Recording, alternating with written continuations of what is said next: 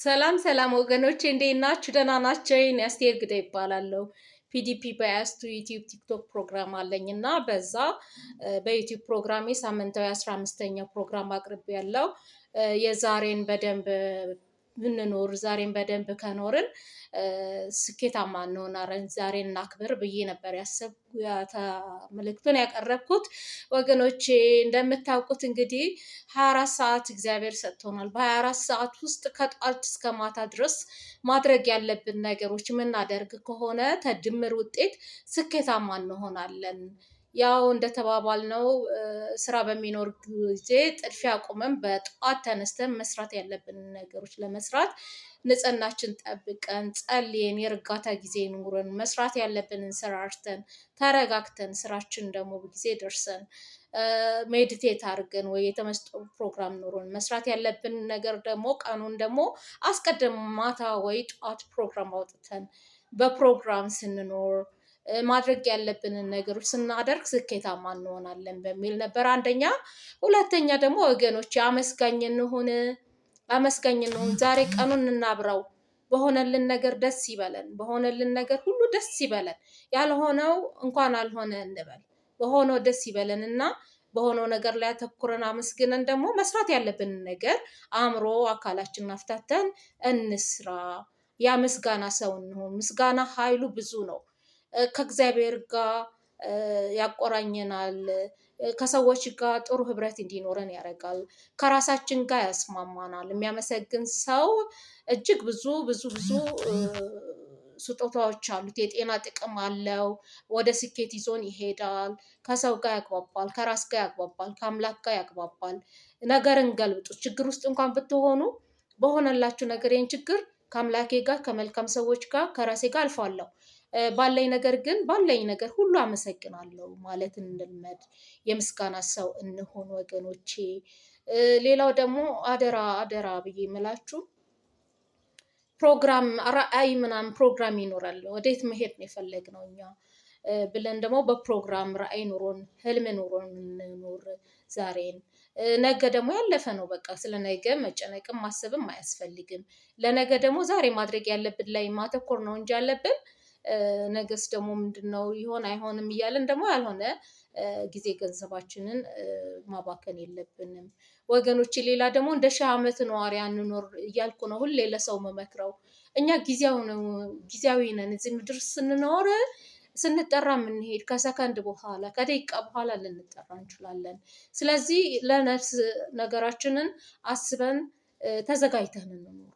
እንደ 1000 ዓመት ነዋሪ እንደዚህ ነገሮች ሁሉ ካልሆኑ እያሉ ዝም ብሎ እንትን ማለቱ ማሰቡ ጥሩ አይደለም እና በጸሎት በምስጋና በንስሐ ለሌሎች በጎ በማድረግ ከእግዚአብሔር ጋር ህብረት በመፍጠር ተዘጋጅተን እንኖር።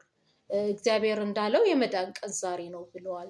እነዛ 5 ሴቶች ተዘጋጅተው ሙሽራቸውን ሲጠብቁ የነበሩ መጽሐፍ ቅዱስ ላይ እንደሚናገረው ዘይቷን ሞልታ ሙሽራዋን ስትጠባበቅ የነበሩት ሴቶች እና ያቺ ደግሞ እንደ ነገሩ ኑሮን የያዘች ዘይታን ሳትሞላ በኋላ ቢያልቅብኝ ከጓደኞች ይዋሳለሁ ያለችው በኋላ ሲያልቅባት እስኪመጣ ድረስ አውሽኝ ስትላቸው ጓደኞቿን አላወስም፣ እኛ ሙሽራችን የምንጠብቅበት በቂ ዘይት ነው የያዝነው ሲሏት፣ እንግዲህ ለመግዛት በሄደችበት ሙሽራው መጥቶ በሩን ዘጋውና እሷ ከውጭ ቀረች የሚለው ታሪክ እንድናስብ እፈልጋለሁ ወገኖች። የዝግጅት ኃይል እግዚአብሔር እንኳን የሚዘጋጅ ሰው፣ ጠንቃቃ ሰው፣ ጎበዝ ሰው ነው የሚወደው ወገኖች። እንዳንሞኝ ጎበዝ ሰው ነው የሚወደው፣ የተግባር ሰው። እምነት ያለ ተግባር እንደው ምንም ኃይል የለውም፣ የሞተ ነው ሁሉ እያለ ይመክረናል ወገኖች። የተግባር ሰው እንሆን እያልኩ ደጋግሜ እነግራቸዋለሁ። የምስጋና ሰው እንሆን። በነፍስ በስጋችን እናሸንፍ። ምድሪቱን የምድር ገነት እናድርጋት። የምድር በረከት እንጨድ። ደስተኛ፣ ስኬታማ፣ ጤነኛ እንሁን። ለሌሎች እንትረፍ እያልኩ እየመከርኩ ነው ወገኖቼ እና ዛሬን እናክብር። ለነፍስ ለስጋችን እንኑር። ከአምላካችን ጋር ህብረት እንፍጠር። ከራሳችን ጋር ሰላም ይኖረን። 24 ሰዓቱን በአግባብ እንጠቀም። ለራሳችን አካላችን እንንከባከብ። ራሳችን አካላችን ስንንከባከበው አእምሯችን ሲፍታታ አካላችን ሲፍታታ ደግሞ ሩጠን እናሸንፋለን። ትኩረት ይኖረናል፣ አቅም ጉልበት ይኖረናል። መስራት ያለብንን ቅድሚያ ሰጥተን ፕራዮሪቲ ሰጥተን እንሰራለን ወገኖቼ። እና በነገር ሁሉ እንግዲህ እግዚአብሔር ይርዳን። ግን ሰው የዘራውን ሁሉ ያጭዳል፣ እግዚአብሔር አይዘበትበትም። እና መልካም ስሩ እያለ ስንፍናን ሲቃወም እግዚአብሔር በጣም አያለው። ሌላው ደግሞ በእምነት ውሰዱ ነው ያለን። ከዛ በረከቱን የምናጭደው በእምነት ነው የምንወስደው። ኃይል የምንቀበለው ከአቅማችን በላይ ሁሉ በጸሎት ነው የምናሸንፈው፣ በእምነት ነው የምናሸንፈው። ሌላውን ግን ማድረግ ያለበት ሰው ብቻ ነው ጸልዮም የሚሰማ ብዬ ነው እኔ የማምነው። እና ደግሞ ለሌሎች መትረፍ ያልቻለ ቢጸልይም አይሰማም ብዬ አምናለሁ። የሚፈልግ ሰው እንደገና ለሌሎች ደግሞ መስጠት አለበት ብዬ ነው የማምነው።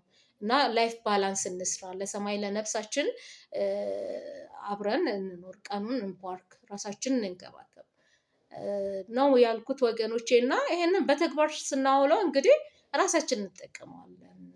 በመሀል የሚገጥመንን ችግር ሁሉ እናሸንፋለን። እንግዲህ ሰው ሲባል በህይወቱ ደስታም ሀዘንም ችግርም ጥሩ ነገርም እድልም መጥፎ ነገርም ሊገጥመው ይችላል። እና የተዘጋጀ ሰው፣ ቀኑን ያሳመረ ሰው፣ ቀንን የወደደ ሰው፣ ከራሱ ጋር ፍቅር የያዘው ሰው፣ ከአምላኩ ጋር ፍቅር የያዘ ሰው፣ ኑሮን ታግሎ ለማሸነፍ የተዘጋጀ ጦር ዕቃውን ያዘጋጀ፣ ጦር ዕቃ ማለት ደግሞ የእግዚአብሔር ቃል እና ትኩረት፣ በራስ መተማመን፣ ራስን መንከባከብ፣ እንደገና ደግሞ የሚያነብ ሰው፣ ስፖርት የሚሰራ ሰው፣ አመጋገቡን የሚያስተካክል ሰው፣ በየጊዜው አዳዲስ የህይወት ልምዶች የሚቀስም ሰው፣ እንደዚህ ላይ ያለ ሰው ችግርም ሲመጣ መፍታት ይችላል። እና አብዛኛው ጊዜ ደግሞ ደስተኛ እንሁን፣ በደስታ እንኖር። ክብር ለአምላካችን ይሆንልን።